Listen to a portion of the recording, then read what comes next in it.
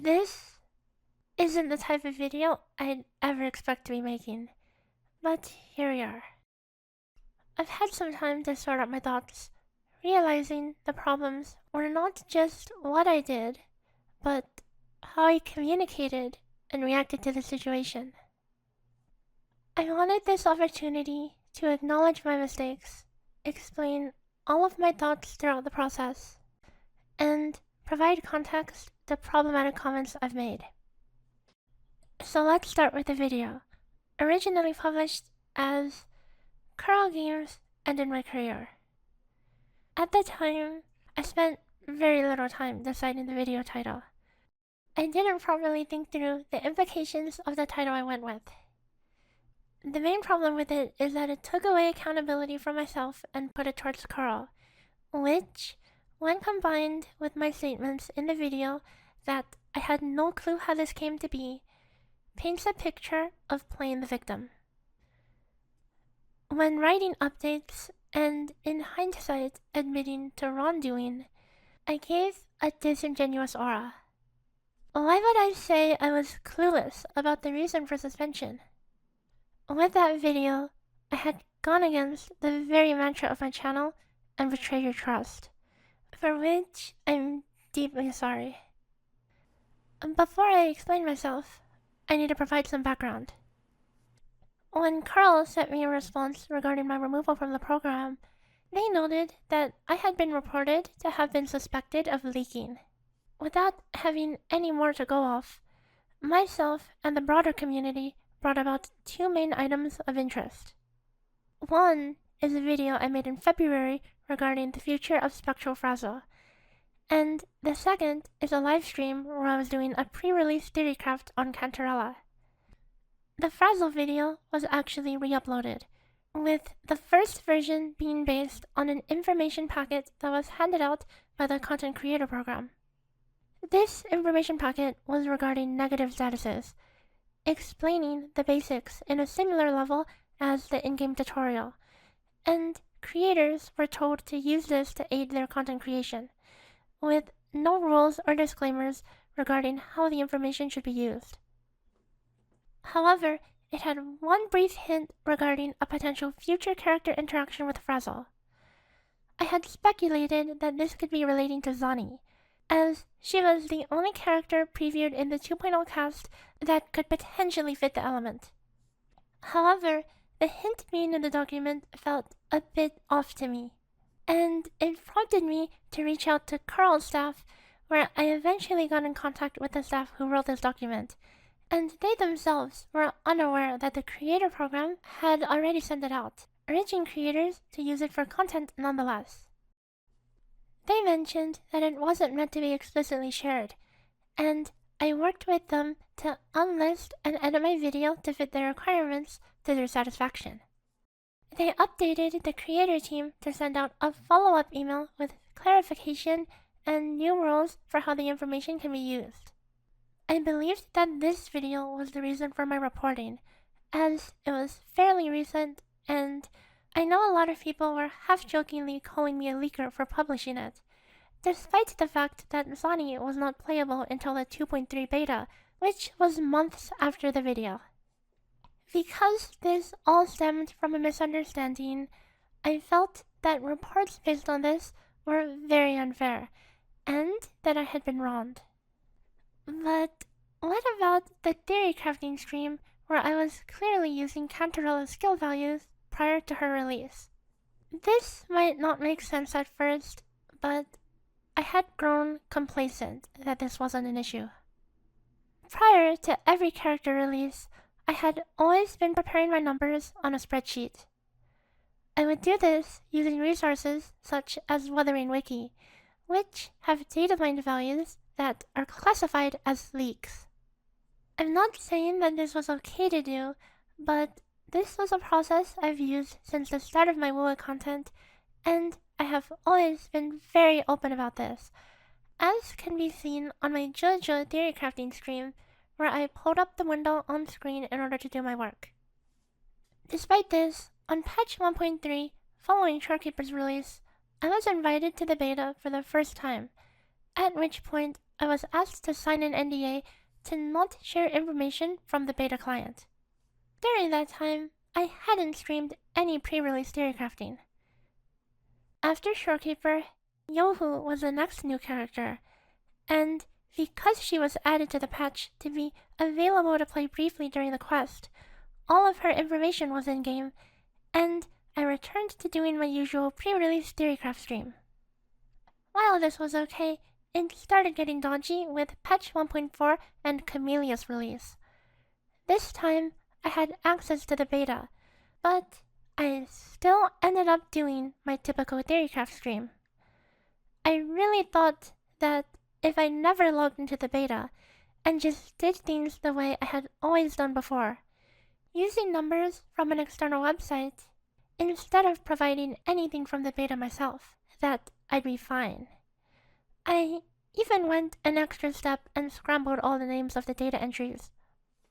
Out of the next many characters, Louis, Carlotta, Rocia, and Brent, these were all fair game, with Carlotta being calculated after her release due to my PoE 2 addiction. However, Phoebe was not, and this time I took less precaution than before and didn't even bother changing the skill names, only changing the name of the character.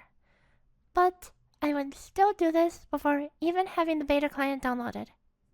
And fast forward to Cantarella's release, this time I took initiative to get the setup done ahead of time, typically in the same fashion I always have, using numbers from websites, but also getting my framework done.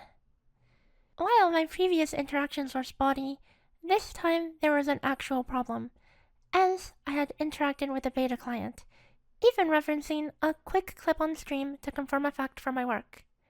While I never showed this footage, I had sound effects on.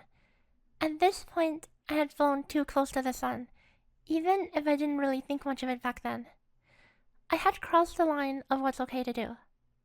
It's because of the history I had with doing theorycraft streams, where I was given beta access despite my open pre-release theorycrafting, using websites offering leaked data, on top of every other character release being okay to theorycraft, that I had grown complacent, thinking I wasn't doing something wrong. After all, I'd always done it this way in the past with no problems, right? Either way, back to the original video. Though at the time, I was focused on the Frazzle video, which I thought made no sense to hold me accountable for, as it had already been resolved. I realized in hindsight that I was wrong to word things in a way that deflected my own responsibility in all of this. I had knowingly been tiptoeing around what's okay to do during my theorycrafting live streams, thinking it was okay simply because no action was taken from the beginning. I'm not perfect, but that's how my thought process went. So why did I make a comment about how Carl's anniversary situation was a good time to make a video about the content creator program? I've always been transparent with my problems with the program, discussing them on streams and in chat, the most egregious of them being the lack of communication. I didn't even realize that I was removed from the content creator program before patch 2.2 even started. It took weeks for me to even realize that the invitation never went out, at which point I assumed that they just forgot to send it out. I had to scramble out to all of my contacts to try to figure out what happened, only to receive the news just days ago. Panicked and unsure of how to talk about this, I appealed the suspension and waited for a response from Carl. To be honest, I'm scared of the WoA community. When I made this statement, I never intended to generalize the entire community, but rather vent about the loud and toxic minority. Particularly, I've been attacked on several occasions for even breathing anything negative about Carl or the game itself. In a video where I gave an honest and constructive review on the endgame loop back in patch 1.3, the comments were full of toxicity, ironically with many of them celebrating leaks that they heard. As someone who typically produces highly objective guide content, I'm not so used to reading so many negative comments, and I was afraid I'd trigger similar responses.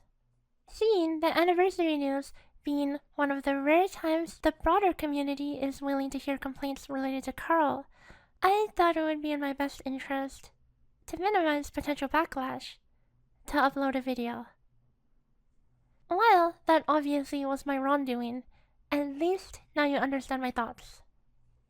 Why do you have a leak channel in your Discord? Leak culture is very hard to shut out without constant, super strict moderation around the clock. I understand this solution is far from perfect, or even downright unacceptable, but that channel is there to serve as a containment field for leaks. A simple search can show my involvement with that channel. Getting randomly pinged a couple times, stumbling across a random non-leak related question, refusing to disclose any shorekeeper information, and then everything beyond this point was prior to NDA.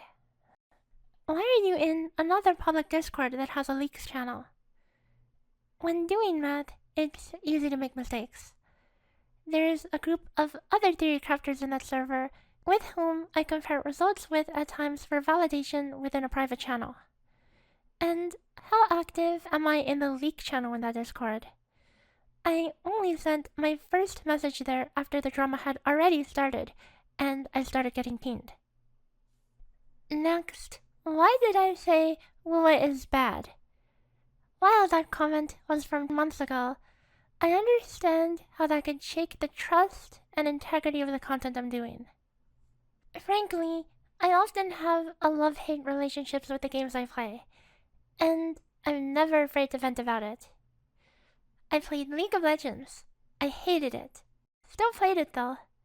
And OSRS, what do I think of that? I think Lua has its problems. I won't deny that. But I think it also has its strengths too. I really enjoy the combat, and want to do my best job at making the best guides I can. If I was just in here for the money, I don't think I would be investing hundreds of hours working on open source code to create convenient character references, the point of which is to reduce the amount of times people have to open my videos, all being available on a Google Sheet that's obviously not monetized. I understand the things I say may have trouble reaching you, and it is my fault for that. My impulsive actions have caused harm that I deeply regret, and I wish I knew how to handle the situation better. I really appreciate the time of those listening to this, and I promise to be better from here on out.